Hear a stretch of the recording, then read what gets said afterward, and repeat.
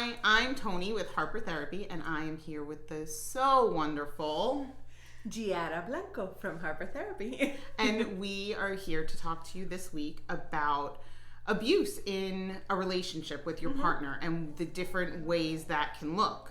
One of the first way that we're going to talk about that this week is the verbal abuse. Verbal abuse. This month, we're going to take a look at all the different types of abuse in a relationship. Not always is it like punches and bruises. Leaving marks. So today, you know that little song, Sticks and Stones May Break My Bones, but words will never hurt me? Lies. Not Complete true. lies. Lying as hell. Okay, I cursed on a Facebook Live. Anyway, the first thing is verbal abuse. Verbal abuse is one of those moments where you find yourself doubting yourself because you've been told that you are insignificant, unlovable, that you're broken, that you're not good for anything. And you find yourself thinking about how to say things. Did I say it in a certain way? How do I phrase something?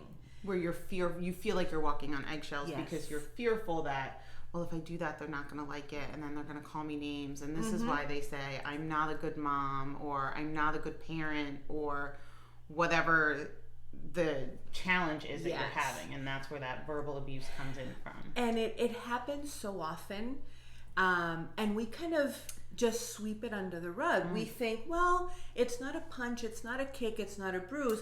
This happens with couples who are young, like those first little puppy loves, and it happens in adult grown people with graduate degrees, with businesses, with successful degrees and everything that apparently you would want in life, but that verbal abuse is there, and we don't want to minimize it. One of the things is the ability that verbal abuse has to break down your sense of self-worth. Yes. And that is the painful part. That is when people say, you know what? I don't trust myself. I can't trust this relationship. Who am I? Lose your sense of self. That it's gone because you're so used to hearing all of these mean things about you, and you start to believe them. Yeah.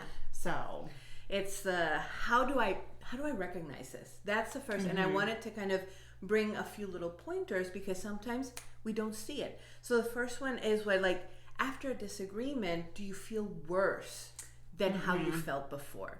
Because you're kind of going in your mind, reviewing, did I say this? Did I say that? How did I say it? Did the tone, could I use other words? Which is what you said, walking on eggshells. Yeah.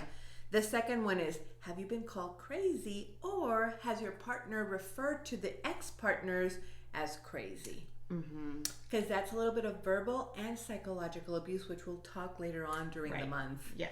That ability of making you feel that the decisions that you make or what you say or what you do isn't completely aligned with a healthy person. And I think one of the last ones and one of the bigger ones that it happens so slowly you don't even realize it is the isolation. Yes. Where all of a sudden you realize you're not reaching out to your parents as much, or you're not having a girls' night, and the time in between those going out is wider and wider, and you realize, hey, I'm not going for my run like I used to, or, you know, I haven't met up with my scrapbooking group recently, things like that.